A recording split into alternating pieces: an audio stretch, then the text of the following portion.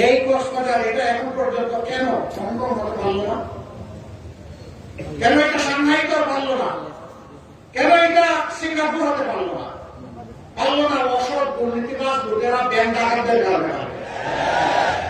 ওরা জনগণের নিয়ে জনগণ নিয়ে চিন্তা করে না। কারণ তারা তোদের নিজেই পড়ে আসে বাংলাদেশে সব 14 গোষ্ঠী পাঠাই দিচ্ছে বিদেশে। এরাই আমাদের দেশকে লুটে লুটে শেষ করে দিয়েছে। আমরা কথা দিচ্ছি, দেশ থেকে যে 28 লক্ষ কোটি টাকা ওই দেশে প্রচার করা হয়েছে, ওদের পেটের ভিতরে হাত ঢুকে বের করে আনতে হচ্ছে এবং সেই টাকা রাষ্ট্র কোষাগারে জমা হবে। জনগণের উন্নয়নে ইনসাফ ভিত্তিক সেটা বের করা হবে। কোন মামা খালু, কোন প্রেসিডেন্ট, প্রধানমন্ত্রী, মন্ত্রীর মুখ দেখা হবে না। যার যেটা পাওনা তার কাছে সেটা পৌঁছে দেওয়া হবে।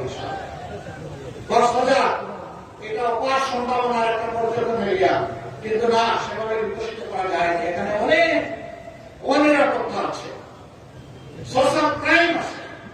কেন এটাকে ক্লিন জোন করা গেল না? ওই দুষ্কর্মের কারণেই করা যায়। মতলববাদ যারা জনগণের উন্নতি বিক্রি করে ফেরি করেছে, খেয়েছে, ওরাই আমাদের এটাকে আগাতে দেয়। সম্মানিত ভাইরা, সব জায়গায় শিক্ষাই হচ্ছে জাতির মেরুদণ্ড। এই জায়গায় মানুষের প্রাণের দামে এখানে একটা পাবলিক বিশ্ববিদ্যালয়। আমরা আপনাদের আওয়াজ দিয়ে খুব হালকা দেব।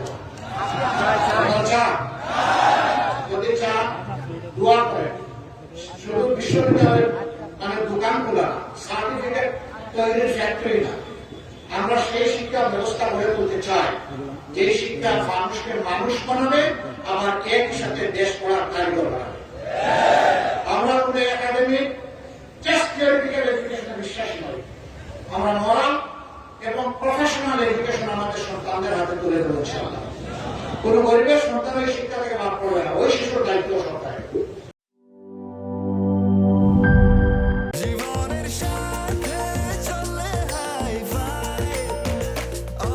স্বাস্থ্যকর অল টাইম, সব সময় অল টাইম হেলদি লাইফ।